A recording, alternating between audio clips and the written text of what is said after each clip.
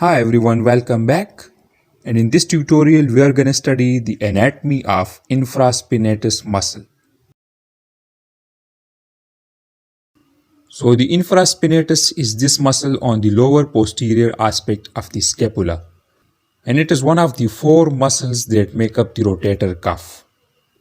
The other three muscles of the rotator cuff are the supraspinatus, teres minor, and subscapularis muscle. These rotator cuff muscles lie deep to the powerful superficial muscles of the shoulder, such as the trapezius, the deltoid, and the latissimus dorsi muscle.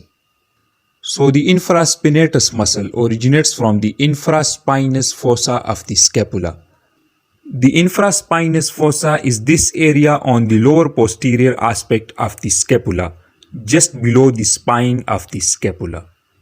The infraspinatus muscle travels superolaterally to cross the lateral border of the scapula and moves around the posterior aspect of the proximal humerus to insert on the greater tubercle of the humerus. There are three facets on the greater tubercle of the humerus, and the infraspinatus muscle inserts on the middle facet of the greater tubercle. The supraspinatus muscle inserts on the superior facet, while the teres minor inserts on the inferior facet of the greater tubercle. This arrangement of these three muscles on the greater tubercle of the humerus can be remembered by the acronym SET.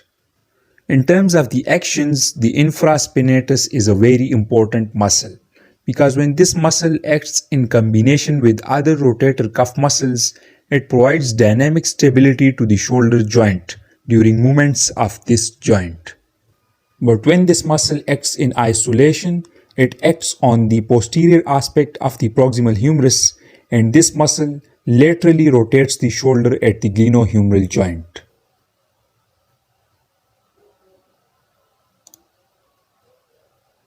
In terms of the nerve supply, the infraspinatus muscle is supplied by the suprascapular nerve. The suprascapular nerve arises from the superior trunk of the brachial plexus, which is formed by the C5 and C6 cervical nerve roots. After arising from the superior trunk of the brachial plexus, the suprascapular nerve travels a bit posterolaterally to pass through the suprascapular notch, just under the suprascapular ligament. And after passing through the suprascapular notch, the nerve arrives at the supraspinous fossa, where it gives off a branch to the supraspinatus muscle. And then the nerve travels a bit more posterolaterally to pass through this notch, the supraglenoid notch. And after passing through the supraglenoid notch, the nerve arrives at the infraspinous fossa, where it gives off these branches to the infraspinatus muscle. In terms of the arterial supply, the infraspinatus muscle is supplied by two main arteries, the suprascapular artery and the circumflex scapular artery. The suprascapular artery arises from the thyrocervical trunk, and the thyrocervical trunk then arises from the subclavian artery. The circumflex scapular artery, as you can see, arises from the subscapular artery.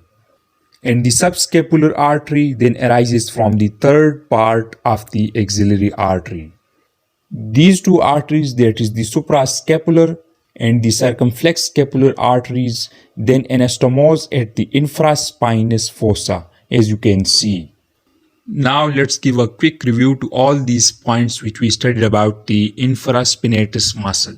So the infraspinatus originates from the infraspinous fossa, and then it inserts on the greater tubercle of the humerus.